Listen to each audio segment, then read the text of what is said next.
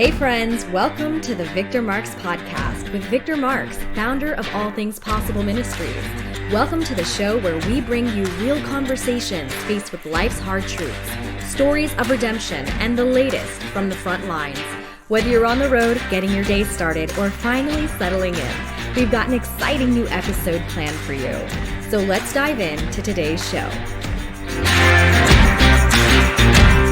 So Victor, talk about spiritual warfare. All this is, the invisible war is impacting the physical war. What we cannot see is actually much more important than what we can see. I agree with you because that's what the word says. I think one of the biggest problems in America is, the epidemic of dads, men not being fathers. That's more dangerous than ISIS attacking. Men not stepping up. The second thing is probably pastors who don't have a backbone. And I say that in the most sincere way because some of them are just jackwagons that shouldn't even be in ministry. You're just like, can you get a different career path, son?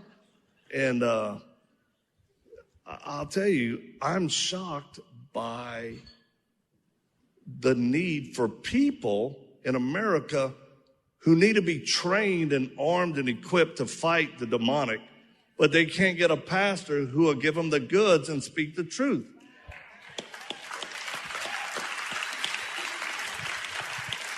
So, I think most of it boils down to fear and truly lack of faith. They don't understand their authority. And my wife and I, my wife, trust me, she's part Spartan woman. There's been times where I had to do a mission. I'm like, hey, this one, it was a tough one. Are you okay with, in case I don't come back? And I have heard from her mouth to my ears, I'd rather be a widow than married to a coward. Go get it.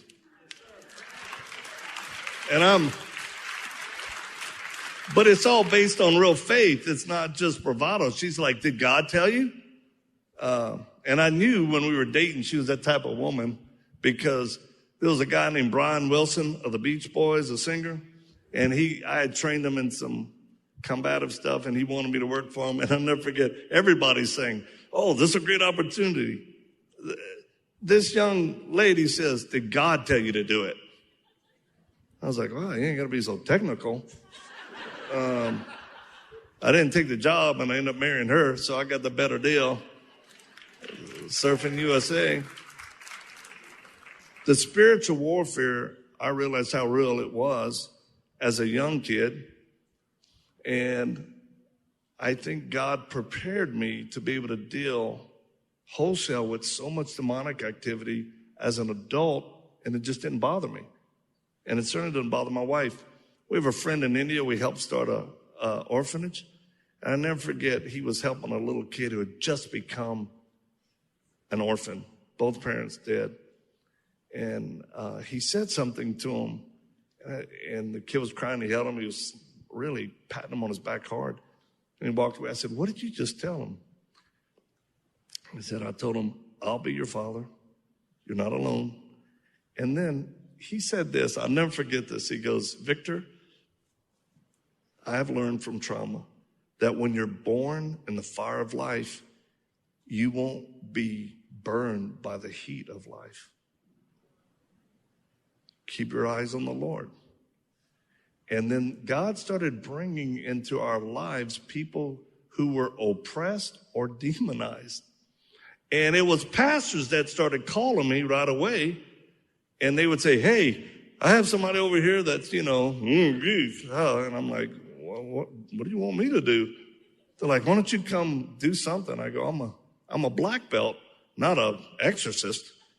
And so we had to kind of figure this out where we started praying. And then it became very specific where we started seeing a pattern of people who were demonized and oppressed. And God gave us a very simple way to find out if someone has assignments against them. What are the lies they've told them? When did this demon come? Does it have a legal right to stay? is it head of a demon horde against him? And then what is the truth that God speaks about this person? Not what the demon has been telling them, the lies. And then people get set free. It is unbelievable. And trust me, I'm the reluctant evangelist and certainly the reluctant praying for people with demons. But we just got back from a deal, and I'm on the phone, it's on speaker, and there's a pastor going, hey, we really need you to come to the church. Somebody's manifesting this demon. And I was like, well, hey, it's not. My wife goes, it's just a demon, Pastor. Deal with it. I'm like, honey, he doesn't know. He's scared. And so demons don't impress her, and they don't make us afraid. And when we wake up, it's true. They get nervous. That's not bravado. That's the power of God. That should be in every believer, that when you walk into a place, they know it. I believe that. How, a couple minutes before we do a Q&A, how do we deal with the demonic? What are some tools the Bible gives us? What are some truths of the Bible that everyday believers can use to fight the supernatural war? Yeah, I would say garlic. My wife makes me eat garlic like it does something. No, I'd say the first thing is we are to take every thought captive. That is the best, because the battlefield's in the mind, right? It's the mind. So this is how I tell people, you may have a certain level of oppression. And I prayed for people who are from children to movie stars to people in the Pentagon. It's been really fun. And to see people get free, to be able to do and have the full capacity of what God's called them to do, including pray for non-believers. Where you pray for a non-believer to be set free and they get set free. I remember one time this guy gets free and he's like, whew, wow, that's really real. I said, yep, sure is. And I'm getting ready to leave. He's like, I said, oh, do you know Jesus Christ? Like in a personal way? He goes, no. I go, well, he just delivered you. You saw that, right? I mean, it's him. I can't do it. It's him. Would you like to give your life to him and surrender? He goes, that's a very good idea. That's a very good idea. What do I need to do? So the first thing I tell people is take every thought captive. Young ladies, I tell young ladies, look, you get out of the shower, you're getting dressed, and you're in a mirror. I said, do you ever hear this thought in your mind that says, you're ugly? You are worthless. No one will ever love you. You are, and they're like, yeah. I said, that's negative chatter. But the key here is, does it say you? Because self-assessment is, oh, I need to lose weight.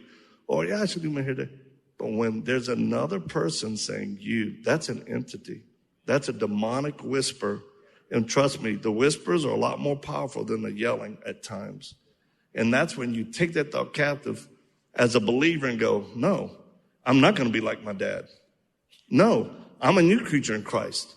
When my family told me I would never stay married, I said, I'm a new creature in Christ. I can do all things through him who strengthens me. I'm more than a conqueror. I never have to cheat on my wife. She never has to cheat on me. I'm not going to abandon my kids. I'm not going to abuse my kids, because greater is he that is in me than is he that's in this world. And it's the word that renews our mind. Romans 12:2. Don't be conformed to this world any longer, but be transformed by the renewing of your mind. So that's the first step, and then maybe garlic. It's, Victor, let me ask you a question. In the Bible, it talks about how Satan is not everywhere. He has to pick certain cities and places. He is not omnipresent.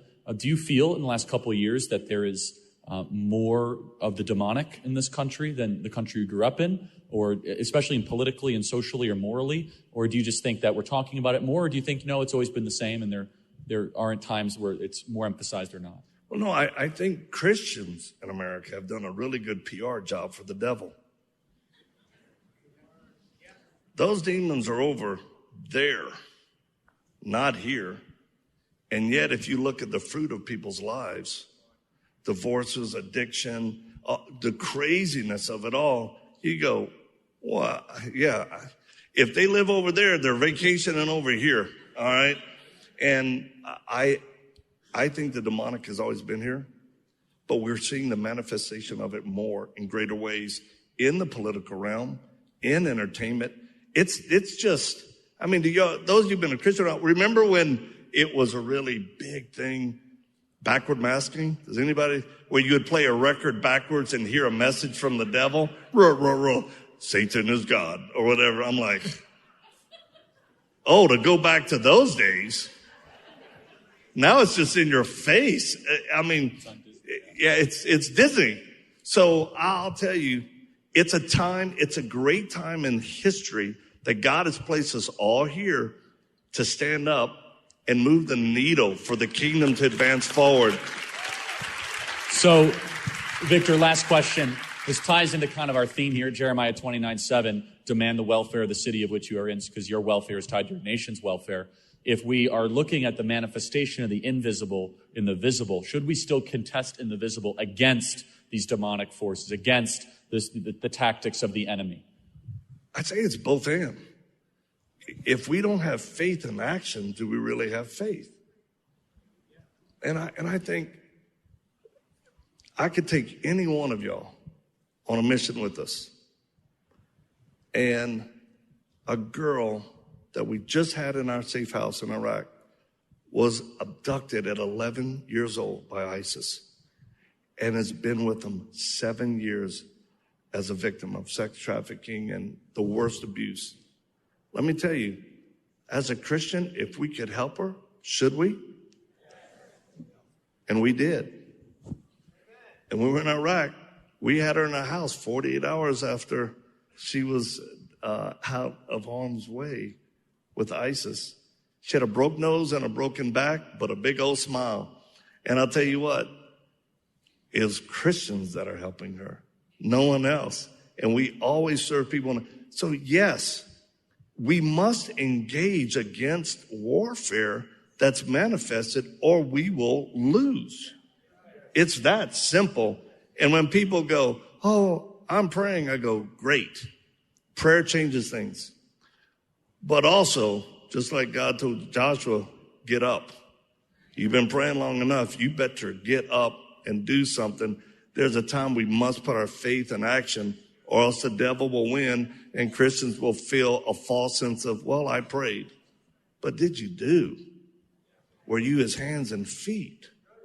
And I'll tell you something, you, young man, are a source of inspiration and encouragement for all of us gray hairs.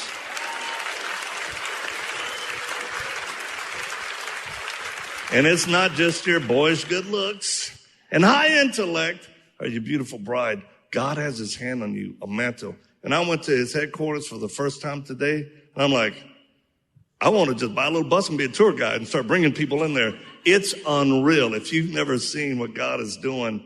And that's what we have to be part of. Where is God doing it? And we engage. So thank you. And we will pray and support the work. Thanks for joining us for today's episode. We'd love to stay connected with you and invite you to the conversation beyond this podcast. You can check out more of the work we're doing around the world at victormarks.com, Facebook, Instagram, and Twitter, all linked in the show notes. Be sure to drop us a comment in the review section if today's show has impacted you in any way, or if there's anything you'd like to hear more of. We're always encouraged to hear from you. Thanks for spending your time with us. Until next time.